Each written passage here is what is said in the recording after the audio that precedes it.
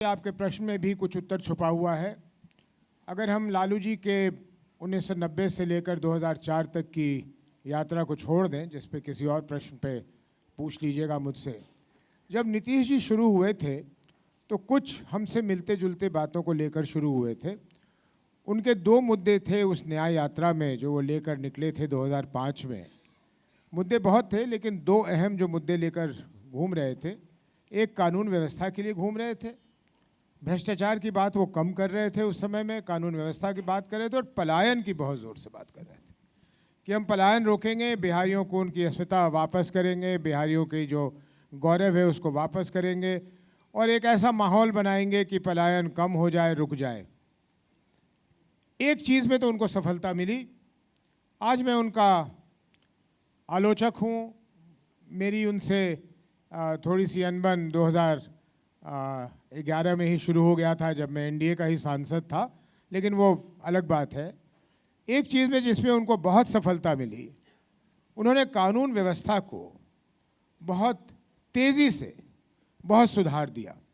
बिहार की पुलिस के बारे में तरह तरह की बातें की जाती हैं कि वो निष्क्रिय है, वो काम नहीं करती, और लालू जी के समय की पुलिस की बहुत आलोचना हुआ करती थी। लेकिन उसी पुलिस बल के साथ, उन्हीं पदाधिकारियों के साथ बिहार में कानून व्यवस्था में गुणात्मक सुधार हो गया 2005 के बाद, और ये सिलसिला करीब 2009-10 तक चला।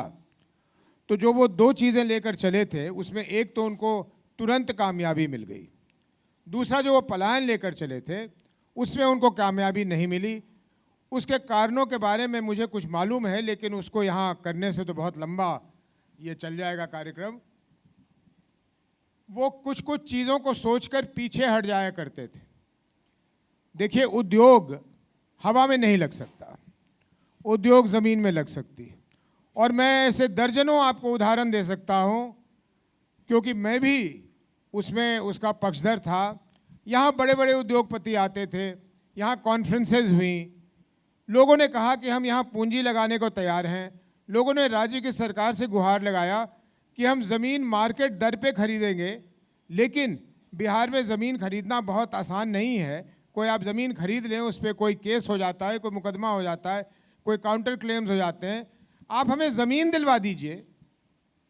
और तो और छोड़िए, ये जो मेदांता सिटी आज है, ये बहुत छोटे आकार में बना है।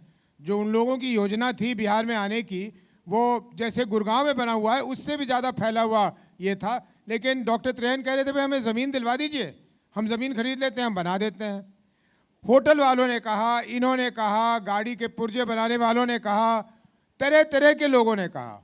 अब भाई, अगर आप उद्योग को, if you are not industry friendly, हमारे प्रधानमंत्री जी को देख लीजिए, लोगों के ऑलमोस्ट उनको बुला बुलाकर न्योता देकर गुजरात ले जाते हैं, और आलोचना भी सुनते हैं कि भाई इसको सस्ते दाम पे ज़मीन दे दिया। लेकिन गुजरात की इंडस्ट्रियलाइजेशन की पेस देख लीजिए और बिहार की पेस देख लीजिए। तो अगर आप उद्योग नहीं बढ़ाएंगे, छोटे उद्योग नहीं बढ़ाएंगे, आपको एक, आप जानते ही होंगे, लेकिन मैं बता दूं कि मारुति उद्योग शुरू होने से पहले गुड़गांव सच में गांव था। एक मारुति उद्योग के शुरू होने से गुड़गांव आज दिल्ली को टक्कर दे रहा है, इंफ्रास्ट्रक्चर में भी और एम्प्लॉयमेंट अपॉर्चुनिटीज़ में भी। तो अगर बिहार में अच्छे 10 बड़े यूनिट्स लग जाते तो उनके जो